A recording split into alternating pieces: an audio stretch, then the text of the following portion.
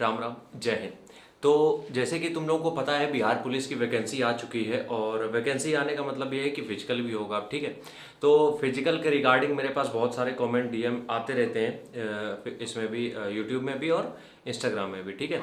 तो हम यहाँ पे आज बात करेंगे यार कि किस तरीके से तुम्हें तैयारी करनी है 1600 मीटर की। उससे पहले अगर चाहते हो कि मेरे अंडर में ट्रेनिंग करूँ तो सामने जो नंबर आ रहा है वो पर्सनल ट्रेनिंग का नंबर है, मतलब व्हाट्सएप का नंबर है।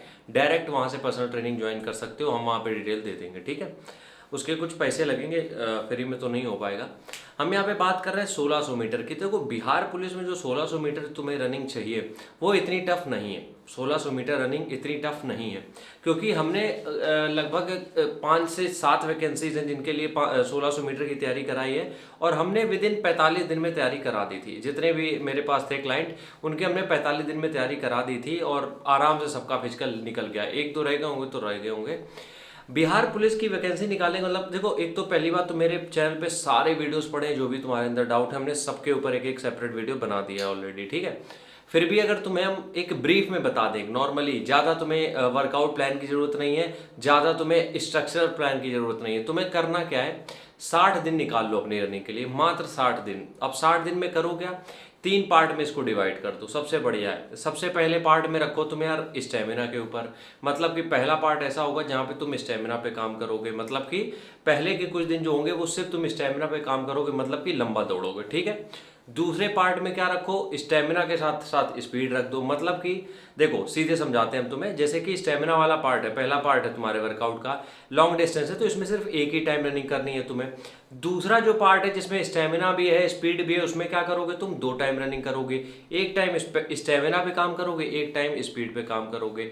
आखिरी जो पार्ट होगा उसमें तुम्हें बैलेंस बना के चलना है, मतलब कि स्पीड पे काम करना है, लेकिन उतनी स्पीड पे काम करना है जितनी अभी तक तुम दौड़ चुके हो।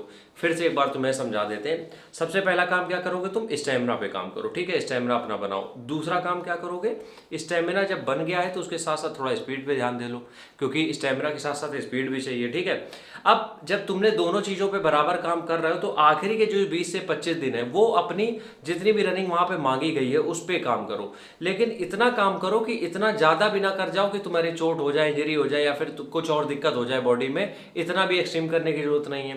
तो इससे होगा क्या, इससे आराम से तुम्हारी रनिंग क्लियर हो जाएगी, मतलब उतने टाइम में रनिंग कवर हो जाएगी, और रनिंग हम तो कह रहे कवर क्लियर भी हो जाएगी इतने टाइम पे आराम से। लेकिन तुम्हें समझना ये पड़ेगा कि तुम अगर पहले ही दिन से दोनों टाइम से दौड़ रहे हो और दोनों टाइम लगातार 60 दिन दौड़ रहे हो तो रनिंग निकलने के चांसेस बहुत कम है। क्यों, रिकवरी का टाइम तुम्हें मिल नहीं रहा है तो स्पीड बनेगी नहीं। और दूसरी चीज़ ये है कि अगर तुम डेली दौड़ रहे हो, जाहिर सी बात है तुम स्टेमिना नहीं बना पाओगे, क्योंकि तुम एक टाइम पे उतना फोर्स कर ही नहीं पाओगे अपने वर्कआउट को। इसलिए हम ये समझाते हैं कि जो पहला पार्ट होता है जहाँ पे स्टेमिना बनाते हो, उसमें लॉन्ग डिस्टेंस करते हो तो एक टाइम किया करो। जब दोनों टाइम रनिंग की बात आती है, स्टेमिना स्पीड दोनों की बात आती है, तब तुम जो काम करते हो तब दोनों दिन करो, मतलब सॉरी दोनों टाइम, सुबह शाम।